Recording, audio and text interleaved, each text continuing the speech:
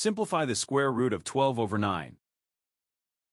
First, look for a number that divides both the numerator and denominator. 3 divides both. Dividing both by 3 keeps the fraction equal. Take the square root of the numerator and denominator separately. The numerator is a perfect square. Its root is 2. The denominator still contains square root 3. Rationalizing removes that root. Square root 3 over itself equals 1. Multiply by this factor. The value stays equal. Multiply across the numerator, then across the denominator. On top, square root 3 remains. On the bottom, square root 3 times itself is 3. The simplified exact value is 2 square root 3 over 3.